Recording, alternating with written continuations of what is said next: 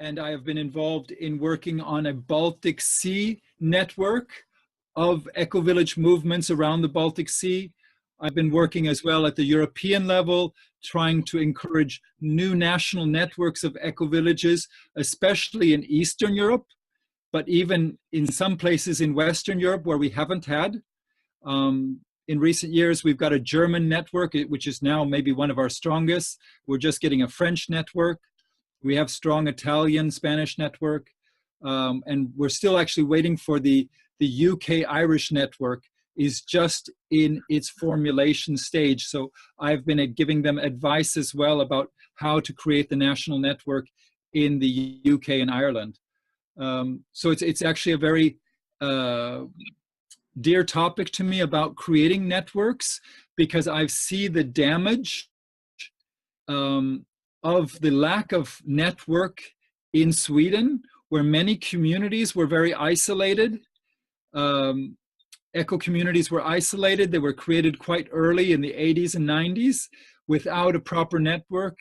And because they didn't have a regular community connection with other communities, they became more isolated and less ambitious, and maybe built stronger connections with the surrounding, you can say, mainstream community than with other communities that shared their values. So I see it as a very important strategic move to make sure your community is involved in networks with other communities that have similar values. And I see that both as being important for Krishna communities to be connected with the other Krishna communities, but as well to be connected with other eco-village communities that also are working with similar practical problems, social issues, leadership. So there's many things that you have in common with other communities. And I was working very hard in getting both Smita Krishna Maharaja involved in the Swedish network and his community, but as well the Krishna Valley network and Radhakrishna Das there in Hungary, getting him involved in the Gen Europe Council several years ago, which I think this meeting today is really the fruit of those connections made years ago. Well, why should you be part of a network? What's the value of the network? And I think networks are really nice because if they're not needed, they will disappear. You need to put energy into them to keep them going. But I think it's something that should come naturally, because you being the knowledge sharing. The network is going to allow you to share the different knowledge. And if you do online meetings or physical meetings, you can take the opportunity to share the experiences. And my community is very much enriched with technologies, with social methods, etc., that we have gotten through having people from other communities visit us, or going to workshops and gatherings. So this is one advantage of the network. A second advantage of the network is community building.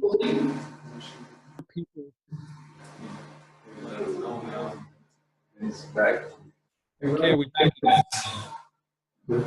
Is he on the same Wi-Fi that everybody else is? Yeah, that's another problem, that if everybody is using Wi-Fi, everybody disconnects from Wi-Fi. Robert? Yes. We have here about many people maybe using the Wi-Fi band now, and we kind of turn off to see if we get a better response. Yeah. Just give me a second. Bear with us a moment. Sure. Yeah, this is what we can see, because my internet connection on this side has been stable. So it is at your end that the internet is not stable. That probably explains, because when we were speaking before, it was stable. But Yeah. at this point, maybe bandwidth. Do you have, we have here Skype business. Is that better? No, I think actually the Zoom is better than the Skype on these if you have weak internet. We're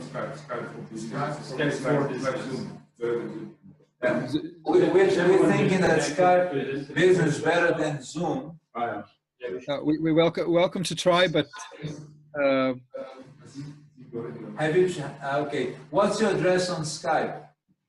Robert, full stop, Hall, 79. Okay, so Robert, full stop, Hall, 79. Yes. Yeah. So after we have switched off our internet, we just try a little bit. If we can't do it, we'll try Skype as a last resort. Yeah, but I think I would like to try, because it also gets complicated when you switch between Zoom and Skype, because they fight over the microphone. Okay. All right. So let's continue. Yes. Let's make it. Hare Krishna. Hare Krishna. So I was saying that I would say the 5 functions right away of the network. It's the knowledge sharing, it's the common advocacy, it's the community building, it's the innovation through these spontaneous meetings, and then it's resource mobilization. So the knowledge sharing is quite obvious, how the network will allow you to share knowledge between communities. But as well, we have the other function of advocacy. As a community, you can feel quite isolated. As part of a network, you're part of something much bigger. And it's possible both to influence, but it's also part of being respected in your local environment, as you're not just an isolated community, you're part of something greater. And we notice that a lot of our communities are gaining a lot in their connection with the local authorities by mentioning how they're part of a greater network. As well as we organize ourselves today, and we have networks of networks now. So not only eco-villages are networked, but we network together with projects and transition groups, form something we call Ecolise. And Ecolise in Europe is an instrument designed to advocate for local communities. So it's bottom-up grassroots community action, and we want to advocate, influence the policies of the European Union based on the needs of local communities. And this is something it's possible if you have a network to advocate as a group. The third point being community building. Many of us have only a limited number of people in our communities. By connecting the communities together, you have such a larger group of people to get to know each other. It be much more satisfying to people in the community because you have community connections and personal connections with people all over the world who are trying to live in a certain way and have the same type of values. The network allows you to access all these other communities with similar values, and people feel part of something larger. Very important. Then there is something that may be a little bit harder to understand. The network functions also as a spontaneous meeting place where innovation is possible, that new ideas can come up. New ideas come up in the connection between different communities, maybe from different parts of the world, talking about solving an issue, perhaps on some common subject of child protection, and ideas from one part of the world will be meshed together with ideas of another part of the world, and you get innovation. And this is an advantage that networks offer. And finally, the last important function of the network is resource mobilization. Maybe you have an expert in a community in Asia or in North America, which you're not familiar with. Through the network, you're able to mobilize resources more efficiently and perhaps get online advice, get a visit by an expert who is connected to another community. You could also get other types of resource mobilization. If it was in material goods, or it was in tools, or knowledge, or anything, you could mobilize resources throughout the network. I would like to say some words about different types of networks. I was just speaking before we started with Kalakanta Das about this, about ways you can structure your networks. And someone has referred to this as the ego network as opposed to the echo network. And when we use the word ego network, it's the idea that the network should have a central hub or secretariat, and all the members of the network are connected by spokes to the center. And this is more of a traditional network, and it actually takes a lot of energy to run such a network because everything has to flow through the central hub. The central hub sets the agenda, but it's not as dynamic because the role of the member becomes quite passive in feeding information to the center and receiving information back from the center. What we are proposing is a more dynamic structure of the network where every part of the network has an interest in the network and is thus actively involved in utilizing the network. This gives the network multiple hubs, which are able to take initiative and say, couldn't we have a meeting about this aspect? Couldn't we have an action about this aspect? Couldn't we make an inventory of all the people who have this skill? So by allowing all the members of the network to take initiative, we get a much more strong and resilient network. It can seem maybe slightly more chaotic, but in the long run, it's so much more pleasant to work with a network where you have active members that can take initiative themselves.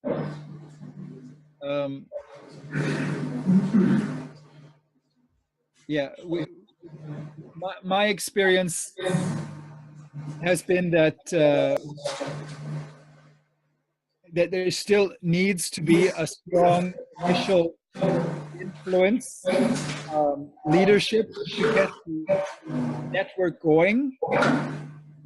But one of the key factors in giving a network its own dynamics, its own energy, is to be very clear about the purpose of the network.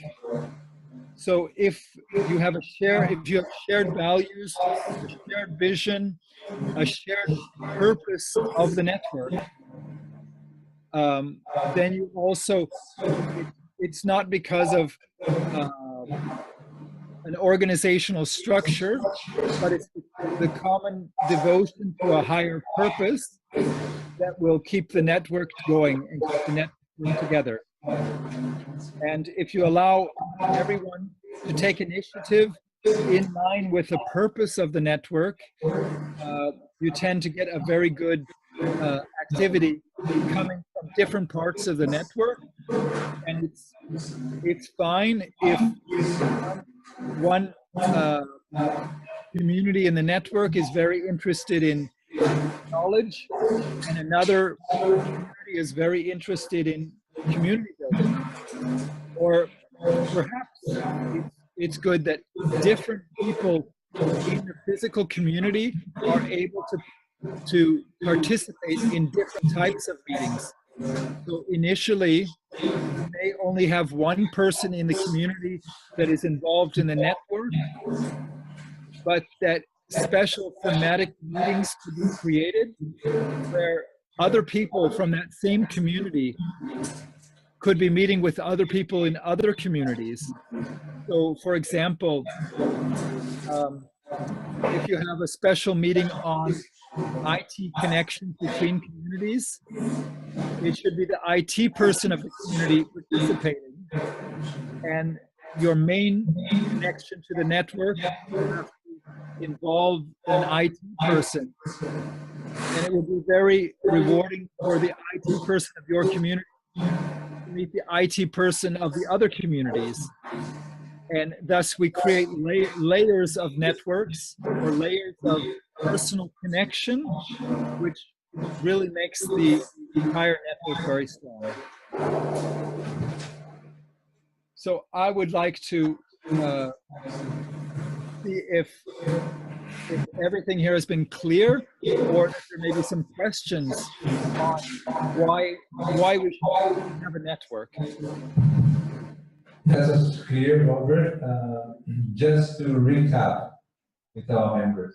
So you mentioned 5 main reasons of network. I'd like to ask our members, do you remember the 5 reasons? Would you like to say? Sharing knowledge, Advocacy, community building, advocacy, innovation through meetings, resource mobilization. and resource mobilization. Did we get it right? Excellent, excellent. Okay, then you talked about 2 types of hubs or systems of networking. You remember it? Ego. Ego. What is that again? Ego and ego. Yes. Ego is when you have a hub, is that right? Everything goes to the hub. And Yeah. ego is when you have multiple connections, is that right? Yes. So the eco looks very much like what you see in nature when the interaction between organisms, and it becomes much more natural. It's the ego with a strong hub in the center really requires a lot of resources for that hub to keep itself going. And also, it may also pacify the members of the network. And that's why we are promoting very much this active network where everyone is involved and everyone can take initiative. Very good. Would you have some questions for Robert Hall? Anybody?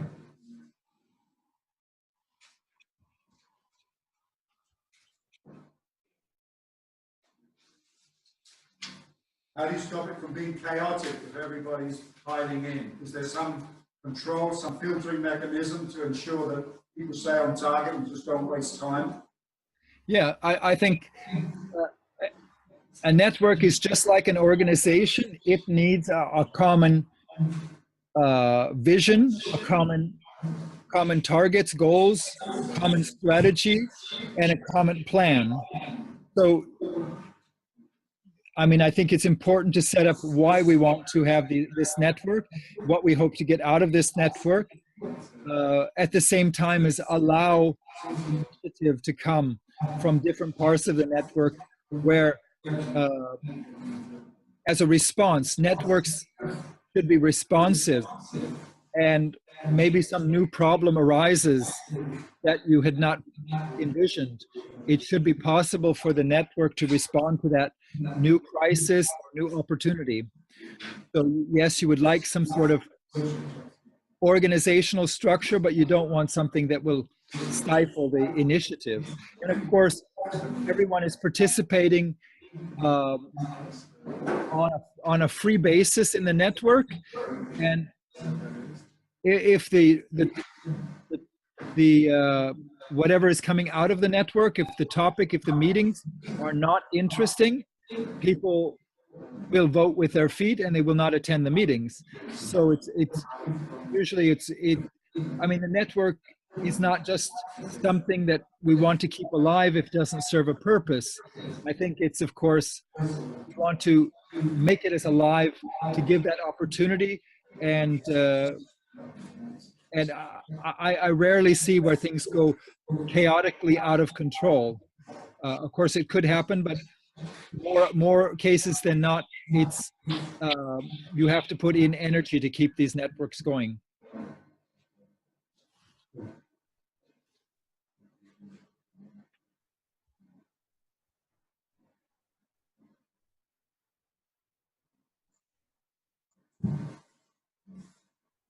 Some contemplation going in the room. Any more questions for Robert?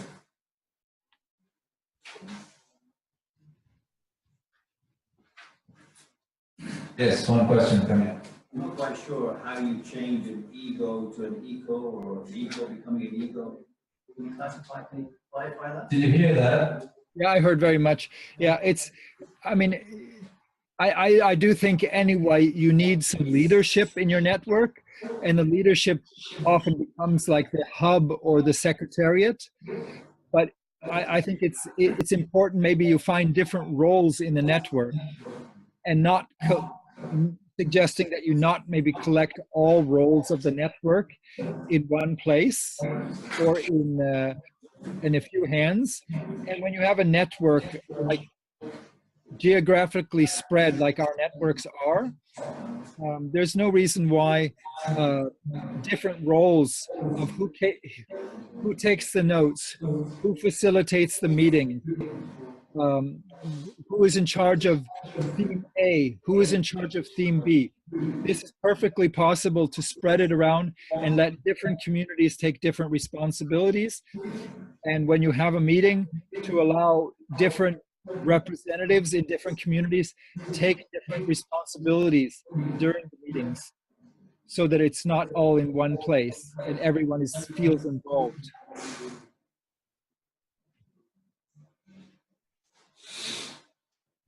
Okay, we got that. So, I mean, in what what I understood from what you said is that when you have a very rigid system that everything must go through a central department, that may slow down the capacity of the members to be creative and they become more passive.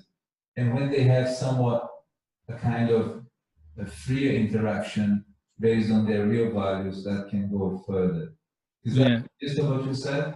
Yes, and it can be responsive to new situations, so that new things might be coming up that people have a growing need to talk about. But of course, often when you're starting up a network, you need leadership, which may come in the form of something that looks more like the ego model, just to get things going, to be clear that we want to meet, for example, online through a Zoom like this on the first Tuesday of every month. And we need some structure in the beginning, but I think it's really important that every community might have different needs and different priorities, and that's fine. And that way the network is sensitive maybe to the needs of those people in the network or those communities in the network, trying to see what is important and allow those to surface, so that the network is really a purposeful network. Rana has a question for you. Need to be one or the other can be work together. Did you hear him? It was difficult. Could you repeat? Yes, can you hear me now? Yes? Okay, so need it be one or the other, or can it be a mixture of both? I was not really able to hear that. So need it be an eco or ego, or can it be both? I think it actually is both, and I think you should be conscious of this. That I really think when you initiate something, that you do have to put some extra leadership and maybe clear roles that look more like the ego, but be conscious of that this will take a lot of resources to run something very centrally, and that you really want to involve many people and allow for initiatives to come from different corners of the network, and thus be open to this. So maybe it's a transformation. Maybe it is both happening at the same time. I think definitely in the beginning, you really need something that looks more ego, and hopefully you can go towards more echo in order for it to be less resource demanding. Robert, just to contextualize, this room here has been meeting many members for 11 years. So they kind of are very aware, and it has been very spontaneous. Most of these projects have come very voluntarily to this meeting, and they do that for all these years, sharing knowledge. So this specific network in Europe is very much, like you're saying, spontaneous, and perhaps what we could do, and that's what we're trying to do in terms of leading the ministry to this group, is facilitating their connections so that someone who is taking care, let's say, of sick cows in England can connect more freely someone who's doing the same in India, and vice versa, and that can create synergy. Yes. I think so. That's the attempt in the room. But in terms of maturity and horizontality of communication, that's quite clear in this room. Okay. Right. So this group is quite a mature group in that sense, and there's a lot of voluntary action here. The question would be, in that scenario, how would we increase our connections? Yeah. I mean, in part, it is that I think there's other people in your communities, just like you gave the example of working with the sick cows, that there are other people in the community that may not be the networker, international networker types that you in this room are, but they also have needs. And the question is if you can overcome the different challenges of IT, of language, etc., and be able to put these people together that normally are not put together. And this would really enrich your community. And it feels a lot better. I mean, because often I'm in the situation that I'm traveling from my community, meeting many other communities, but most people in my community haven't had that experience. And it's very hard for me to share the beauty of the network with the people who have not traveled and who have not met the other communities. So it feels good for me the more I can involve other people from my community in the network, because it's then richer and we know more about it, and then it just seems to spin off of itself, and someone else involved with growing in the gardens or working with the food or working in the temple are then connected with each other through this, and you get a really rich, broader network. Of course, if you that are listening are maybe the most active networkers, international networkers, it's also possible to consider whether you have an advantage of formalizing the network. And this is something we are very much promoting in GEN, in the Eco Village movement, is if your network is really mature, maybe it's time to formalize it, because once if you formalize yourself into a legal entity, it gives you access to funding. It also gives you much more ability to influence, because you are a legal entity and not just a network. But that's something you choose yourself when you think that our network is mature enough that we're ready, that we could actually create an umbrella organization, and that because that would have some advantage for us. But you really need to question what is that advantage before taking that step of moving from network to organization. Okay, very good. Any more questions in the room? One question here. I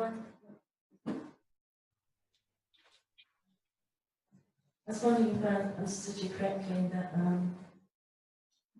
the communities have come and go, but it's made up of individuals and who have particular interests in that goal, addressing it in different angles. So if they communicate with people from other communities who are like-minded in their particular field of interest, then they get their inspiration and want to feel more inspired to contribute what they can to their own community. Do you read myself? There's the last sentence there about the actual question there. And the community has a common goal that's made up of individuals. Yes. Who have different talents or interests. Yes. So if they, so networking means that they communicate with other people who have similar interests or talents that they feel especially inspired by, so they feed off each other so that they can contribute better to their own community. Yeah, I mean, I think the network, if the network is really extended into your communities, that yes, it is helping different members of your community in actually contributing more to the community. If you have responsibility for cow health, and you have this network of other people that are specialized in this, you become much more efficient and knowledgeable and skilled at delivering that service within your community. And you're also, because you're in a network of similar people doing that similar responsibility in other communities, you are also maybe become more confident and more knowledgeable about your area. So it is very much enriching the community and not stealing attention away from the community, as some people might perceive it.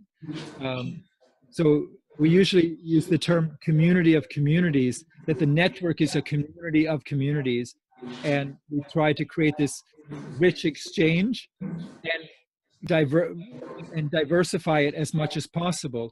And of course, your community has a purpose and the network will have a purpose, but it's also perfectly acceptable that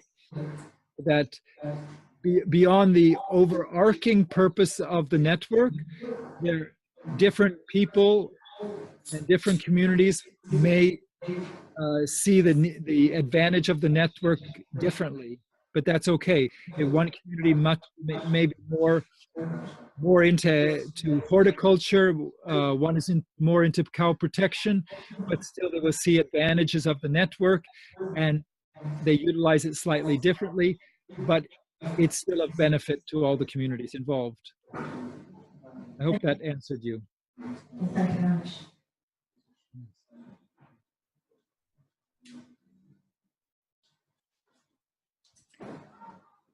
Any other thoughts about this or concerns? Well, I think you have given a good food for thought. The room is digesting a lot of information that you have shared. We're very thankful to you. So I would like to thank you in the name of this whole network, which is here seated, gathered together in Karuna, Bhavan, Scotland. And, well, we have to thank you. Yeah.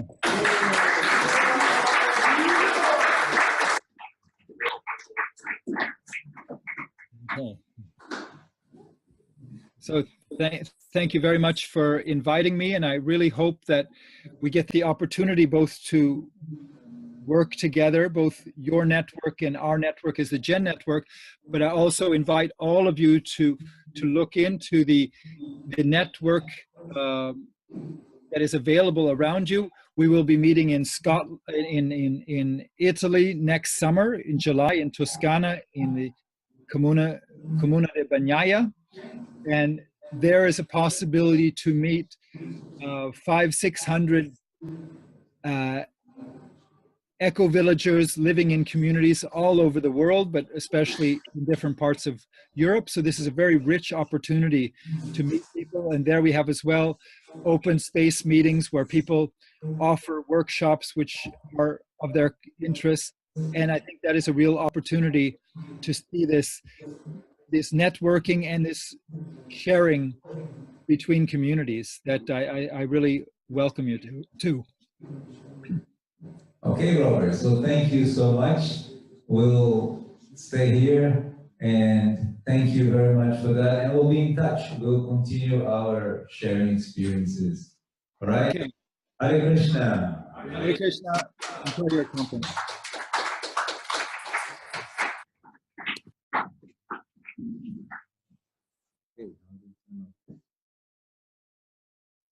So Hare Krishna. So as you've seen, we've been looking for who's working on networking. They have some experience, and he's listed some of the benefits, which I hope you think about. Some of the things he has said, I've noticed personally, that once we kind of get together, that sense that we're a bigger group, even within our own ISKCON movement, with the leadership, with our GGC levels, with our national bodies, we start to express what we really need. So as a group of devotees who do a very difficult service, very challenging service, every day in the field, cold, hot, and when you have cows, even more, no holidays, you're there, right?